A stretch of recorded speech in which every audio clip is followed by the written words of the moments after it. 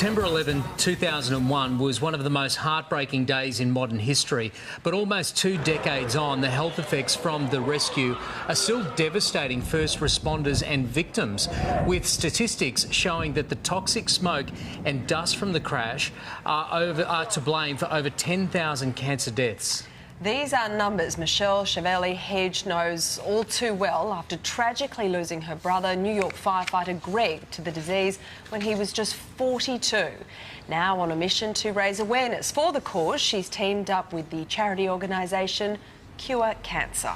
And author and presenter Michele Chevalley-Hedge joins us live in the studio. Good to see you, Michele. Obviously, we've had you on this program many times before talking about all the wonderful wellness ideas you have with diet.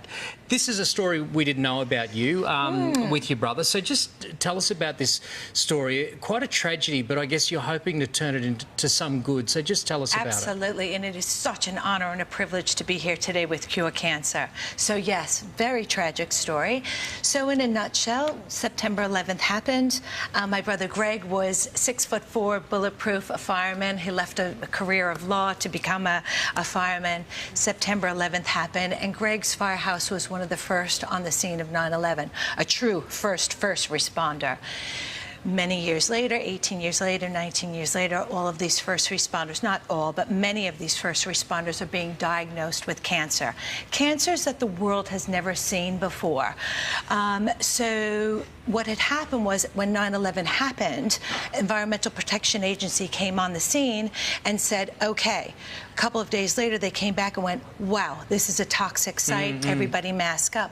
But of course, firemen are bulletproof. They wanted to save everybody, which they did, and my brother Greg never had any regrets, even till the day he died. But 3 years ago, my brother Greg just had 2 babies, and he was still a fireman, loved being a fireman, and he thought he broke his rib, and they said, Gregory Andre Chevalley, you have stage 4 lung cancer. Gosh, and he was so young. So young, and 2 40s. little babies. Yeah. Now, you have teamed up with Cure Cancer to raise awareness, and this organisation is particularly important to you, obviously for you as well, with such a family experience like that. Absolutely, being so close, but every single person watching this show today would be touched by cancer. 1 person, 2 persons, many people, with 330 people being diagnosed every single day. We all need to start to be aware of what is going on.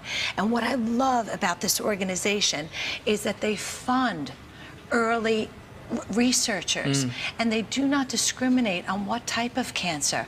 They research all different kinds of cancer, and I just think what a most amazing research organization to be involved in, and to be doing part of this world's biggest dinner party. Yeah, tell us about that. Obviously, raising amazing. funds is so important. So how can people get behind the event? Well, you know I love food, and I love people that love food, right? So food and community, and bringing that together in something called the world's biggest dinner party.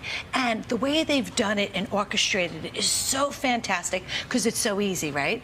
So, for instance, I'm going to have a dinner party. It's going to be my birthday. So I'm going to go on to curecancer.com and I'm going to register it. So I'm going to send a little funny message and I'm going to say, please come to my birthday dinner, but do not bring chocolates, do not bring a candle.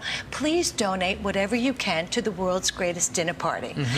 $10, $20, $100, $1,000. I don't need chocolates, I don't need candles. Let's be part of this community together and raise funds. So it's really, really easy. The host doesn't have to collect any money, just sets up a little page. It literally takes 5 minutes, sends the invite out. It could be for a reason, like a birthday, or it could be for no reason. Yeah.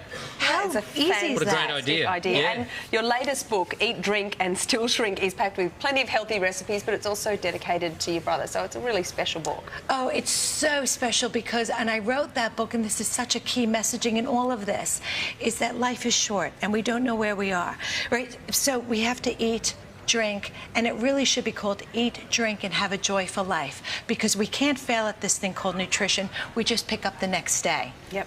Yeah. And we love, you know, having you on talking about these diet tips, because if you don't know, Michele allows us to drink wine in her diet. So that's why you're always fine by us to come back on the show, Michele. When the cab driver dropped me off, he said, you are the nutritionist that likes wine, aren't you? And I went, yes. It works.